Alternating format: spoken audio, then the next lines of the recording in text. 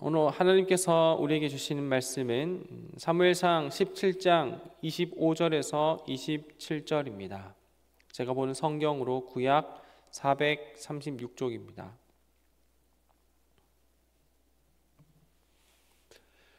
사무엘상 17장 25절에서 27절 말씀입니다.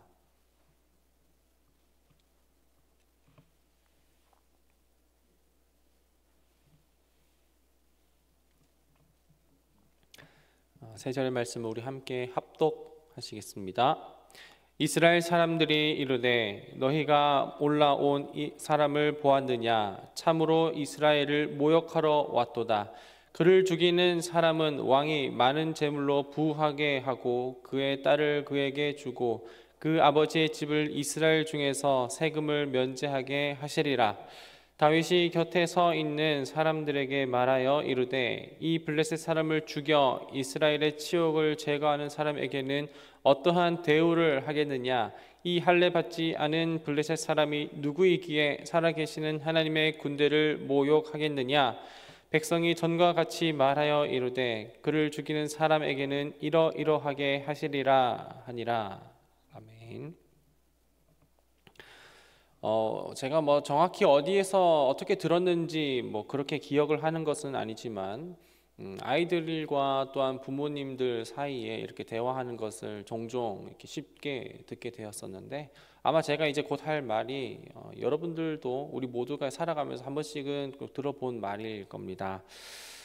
아이가 이제 어머니께 엄마 나 이거 하면 뭐 해줄 거야? 그러면은 이제 부모가 아이에게 그래 그거 하면 뭐 해줄게 라고 이렇게 하는 그런 얘기 한 번씩 다 들어보셨을 것이죠. 예를 들어서 엄마 나 이번에 이거 숙제하면 엄마 나한테 뭐 해줄 거야? 라고 이렇게 물으면 엄마는 그래 그거 다 하면 장난감 사줄게 라고 이렇게 대답하는 그런 것이죠. 근데 이런 것은 일종의 거래와 같기도 한데요. 근데 이것은 방금 제가 이제 아이가 어머니께 이렇게 제안하는 것이지만 반대로 부모가 또한 자녀에게 제안을 하는 경우도 있지요. 예를 들어서 너 여기서 움직이지 않고 가만히 앉아서 밥 다 먹으면 그러면 엄마가 뽀로로 보게 해줄게 라고 이렇게 제안을 하는 것입니다. 그러면 아이는 그 뽀로로를 보기 위하여서 꾹 참고 밥을 거기에 앉아서 다 먹게 된 후엔 그거 너 잘 먹었으니까 엄마랑 약속시켰으니까 이제 뽀로로 보는 거야 라고 하면서 이렇게 TV를 보게 되는 것이죠. 이것도 일종의 엄마와 아들이 딸이 하는 그런 거래이기도 하지요. 물론 숙제를 다 하는 거 그리고 또 밥을 다 먹는 거 사실 이게 부모에게 좋다라기보단 자녀에게 좋은 일이긴 하지만 또 그거를 다 하게 되면 또 장난감을 얻는다라든지 뽀로로를 보는 것도 좋은 건 다 자녀가 좋은 거긴 합니다. 모양새 자체는 근데 거래이긴 하지요. 이게 거래라는 것은 내가 얼마만큼의 어떤 수고와 그리고 대가를 이렇게 하게 된다면 그 수고한 것과 또 대가를 한 것에 대하여서 걸맞는 보상과 대우를 받는 것, 이거 우리가 이제 이 시기를 살아갈 때 거래이기도 하죠. 하지만 이런 거래 같은 것들은 늘 거래가 성사되는 것은 아닙니다. 예를 들어서 시험을 잘 맞아오면 점수를 잘 받아오면 장난감 사줄게 라고 이렇게 얘기를 하는 게 이렇게 통하는 시기가 있지만 15살, 20살 돼도 시험 점수 잘 맞아오면 장난감 사줄게가 통하지 않고 그때는 이제 스마트폰을 사줄게 정도 돼줘야 거래가 성사되는 것이죠. 제가 좀 오해하지 말아 주시면 좋겠는 것은 지금 제가 자녀 양육법이나 교육법이나 아니면 훈계법에 대해서 이야기를 하는 것은 아니고 그냥 거래와 어떤 보상 대우의 어떤 그런 관점에서 이렇게 말씀을 드리는 것입니다. 충분히 보상이 된다고 이렇게 약속이 된다면 그 요청을 승낙하고 또 어떤 그 일에 대해서 실행하는 것까지가 이어지게 되기는 하겠지만 그 어떤 충분한 보상이 주어지지 않게 된다면 100원 줄게, 새콤달콤 줄게 정도로만 끝난다면 그 일을 하지 않을 수도 있다라는 것. 이것은 세상에 늘 존재하는 그런 이치이기도 하지요. 그런데 이러한 모양새를 우리가 이제 신앙생활을 할 때 그냥 그 정도로 거래하듯 하나님과 어떤 거래하는 듯이 그렇게 생각하고 살아가는 게 우리 삶 가운데 종종 있다라는 것입니다. 오늘 본문은 다윗이 아버지 이새의 심부름으로 블레셋 전투에서 이스라엘의 진영 가운데 가서 일어났었던 일을 오늘 본문 가운데서 이야기를 하고 있습니다. 이새에게는 8명의 아들이 있어요. 그런데 그 중에서 첫째 아들, 둘째 아들, 셋째 아들까지가 이제 전투에 나갈 수 있는 나이가 돼서 그 셋째까지 이렇게 전투에 나가게 됐고, 그리고 여기에서 이제 이새는 막둥이인 여덟째인 다윗에게 이제 심부름을 시키는 그런 장면입니다. 그래서 식량 그 형들이 먹을 수 있는 식량을 보급하고, 그리고 형들이 잘 있다라는 그 증표를 받아서 가지고 오너라라고 하는 이 심부름을 아버지가 이새가 이제 막둥이 다윗에게 시키는 장면이지요. 뭐 셋째까지가 참전할 수 있는 나이기 때문에 넷째 정도는 참전할 수 없는 나이라고 친다면, 여덟째인 다윗은 정말 어린 나이라고 우리가 생각을 해도 될 것 같아요. 그렇게 이제 이스라엘 아버지 심부름을 가지고서 이스라엘의 진영에 도착해서 형들을 만나서 이제 안부를 묻고 있는 중에, 그런데 이제 저희가 읽진 않았지만 이제 12절부터 21절까지 이렇게 쭉 내용을 보게 된다면, 골리앗이 40일 동안 계속 이렇게 나와서 계속해서 하나님의 군대와 그리고 이스라엘과 하나님 그 자체를 계속해서 조롱하고 모욕하는 것을 골리앗이 계속해서 반복하고 있다라는 것이죠. 여느 때와 같이 오늘도, 그러니까 지금 이때 당시에도 여전히 또 나와서 이제 하나님의 이스라엘 군대를 그리고 하나님을 모욕하는 그 장면이 나타나게 되는데, 그 모습을 이제 심부름 갔다가 다윗이 듣게 된 것입니다.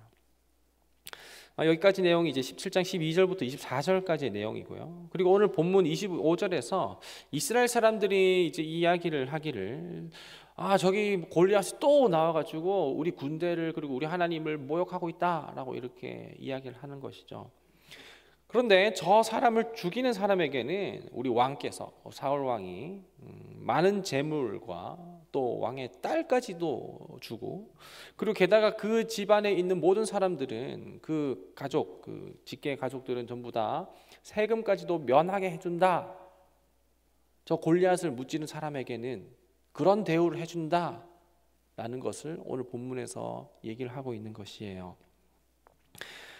뭐 골리앗을 죽이기만 한다면 그 보상으로 큰 부를 이루게 된다라는 것, 그거는 뭐 1차적으로 주는 어떤 보상이고, 2차적으로는 그 사울의 딸을 준다라는 것인데, 이 사울의 딸을 준다라는 것은 이제 결혼을 하게 된다라는 것이고, 그냥 단순히 그냥 딸을 준다, 딸을 얻는다라는 개념이 아니라 이제 왕가로 이제 편입된다라는 그런 얘기죠. 굉장히 파격적인 그런 제안이고 그 보상이기도 합니다. 그리고 세 번째로는 그냥 어떤 왕가로 편입되는 것뿐만 아니라 그 가정이 속한 이제 전투 이제 병사가 속한 이 가정까지는 세금까지도 면제되어서 정말 재정적으로도 계속해서 앞으로도 걱정 없이 살아갈 수 있는 정말 노후가 준비가 되어 있고, 가족들의 어떤 생계까지도 보장되어 있는 것이 바로 이 골리앗을 무찌르는 것에 대한 보상과 대우라는 것입니다. 25절에 이제 이스라엘 사람들이 이렇게 말한 이 사울의 제안은 마치 장난감, 그러니까 숙제를 다 하면 장난감을 사준다는 말이나 밥을 다 먹으면 뽀로로를 보게 해준다라는 그런 것과 그렇게 다른 것 같지는 않아요.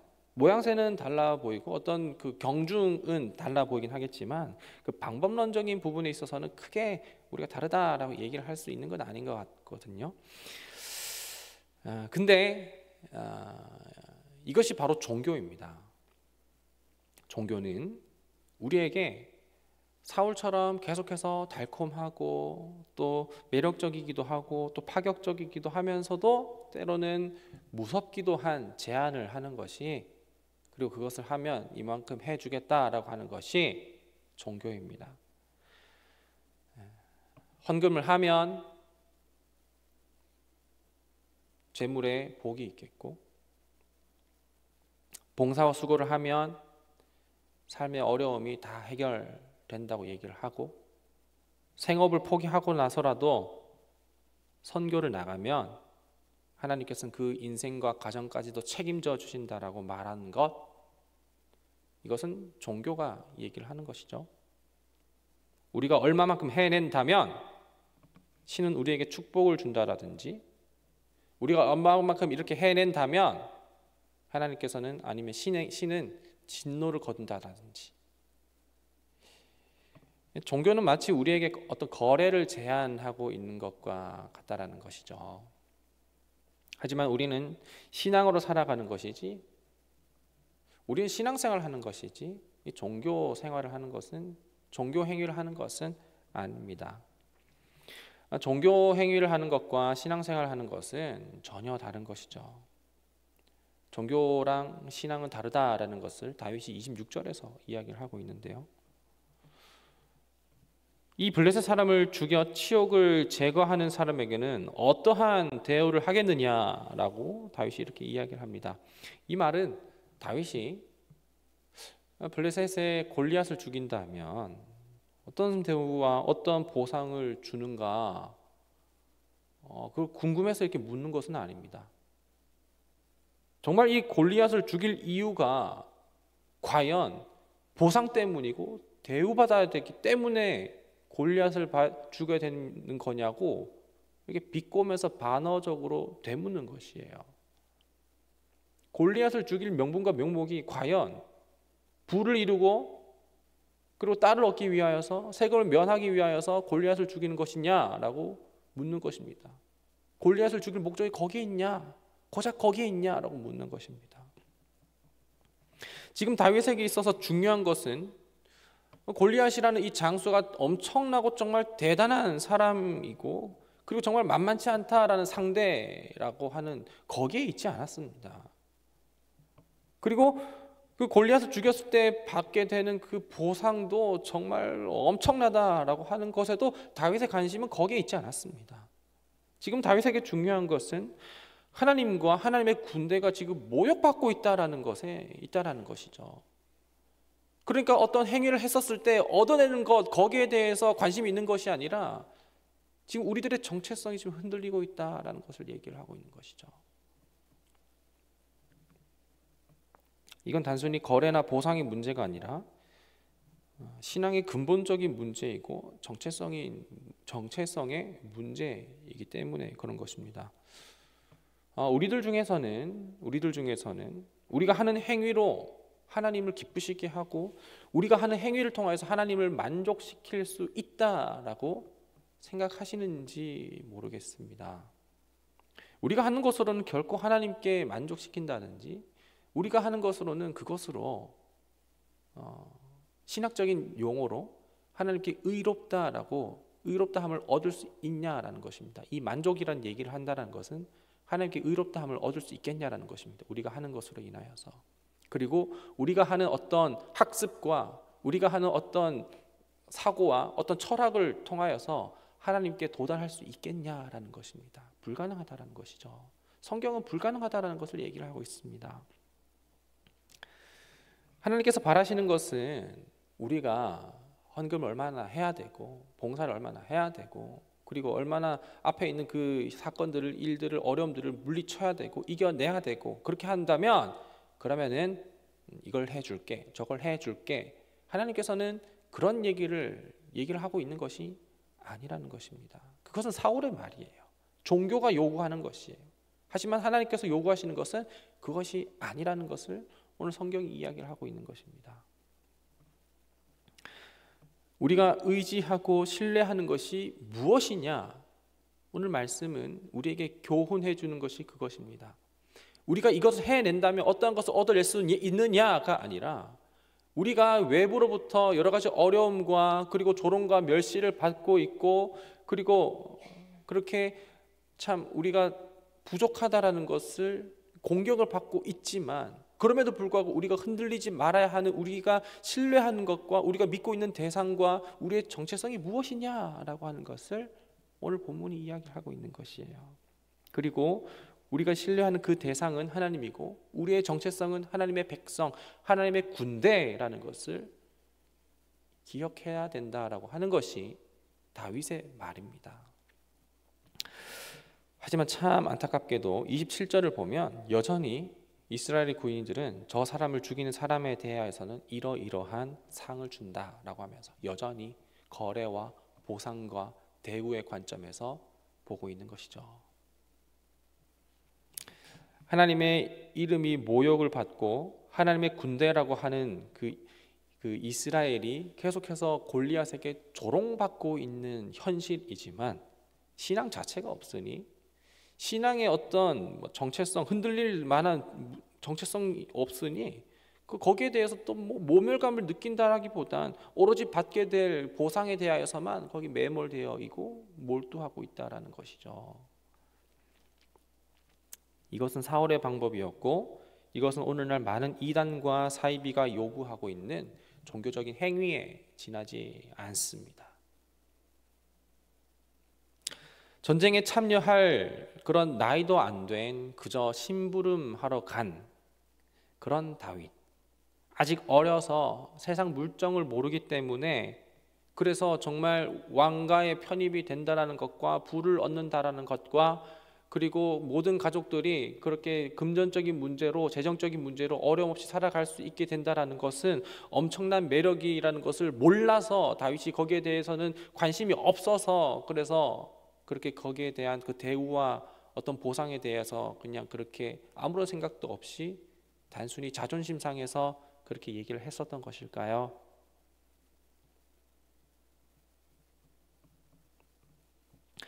아닙니다.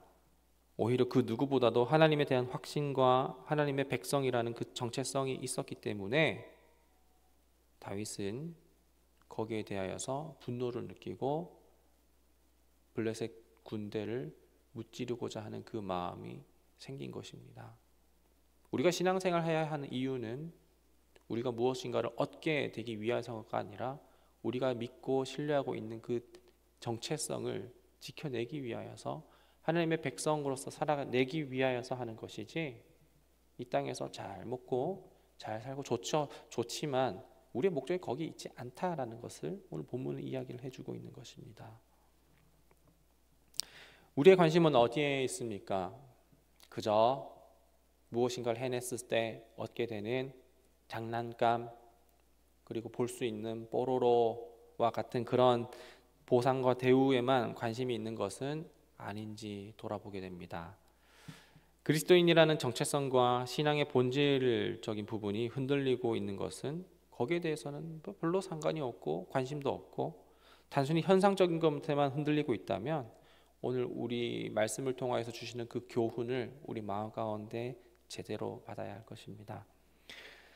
오늘 함께 기도하실 때에 하나님과의 거래를 통하여서 가증스러운 어떤 종교적인 행위로서의 어떤 책임과 의무를 하려고 하는 그런 모습을 회개하고 하나님의 군대로서 하나님의 백성으로서 정체성을 잃어버리지 않기 위해 하나님을 향한 그 믿음이 확정되고 회복될 수 있도록 함께 기도하시면 좋겠습니다. 그래서 우리의 삶이 종교 행위로 전락이 되지 않고 그리스도인으로서 담대히 살아낼 수 있는 하나님의 백성과 하나님의 군대라는 그 정체성이 흔들리지 않는 오늘 하루가 될 수 있기를 간절히 소망합니다.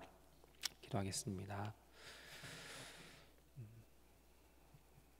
하나님, 이스라엘의 군대들은 이스라엘의 사람들은 사울 왕이 제안했었던 어떤 보상과 대우에서만 생각을 하고 그것 때문에 골리앗을 죽일까 어떻게 할까 죽일 사람이 있었으면 좋겠다라고 생각할 뿐이지 그 본질적으로 모멸당하고 그리고 힘들고 그리고 우리의 신앙의 어떤 정체성의 위협까지 흔들리는 것 때문에 그렇게 골리앗을 없앨 그런 생각은 하지 못했던 그런 본문을 보게 되었습니다.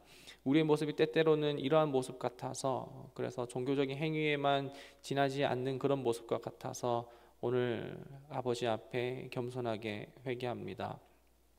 다윗이 대단했었던 것이 아니라 다윗에게는 그 믿음이 하나님께서 주신 그 믿음과 또 신뢰와 확신이 있었기 때문에 그런 것인데 우리가 다윗같이 될 수는 없겠지만 그러나 다윗과 같은 믿음이 우리에게 있을 수 있는 이유가 있는 것은 하나님께서 우리에게 주시는 허락하여 주시는 믿음이 우리에게 있을 때 가능하다고 확신합니다. 그 믿음이 오늘 우리 가운데 있게 하여 주시옵소서. 우리가 신앙생활을 하는 것이 하나님께 무엇인가를 얻어내려고 한다라기보다, 그리고 이 우리가 하는 것으로 하나님께 만족시키려고 한다라기보다 이미 우리에게 주어진 그 구원의 기쁨이 우리 가운데 있게 하여 주시고, 그래서 우리의 정체성이 흔들리지 않아 오늘도 담대히 살아갈 수 있기를 간절히 소망하오니 주님, 우리에게 그 믿음을 더하여 주시옵소서. 모든 은혜에 감사를 드리옵고 예수님의 이름으로 기도드립니다. 아멘. 하늘에 계신 우리 아버지, 아버지의 이름을 거룩하게 하시며 아버지의 나라가 오게 하시며 아버지의 뜻이 하늘에서와 같이 땅에서도 이루어지게 하소서. 오늘 우리에게 일용할 양식을 주시고 우리가 우리에게 잘못한 사람을 용서하여 준 것 같이 우리 죄를 용서하여 주시고 우리를 시험에 빠지지 않게 하시고 악에서 구하소서. 나라와 권능과 영광이 영원히 아버지의 것입니다. 아멘. 말씀을 기억하며 함께 기도하겠습니다.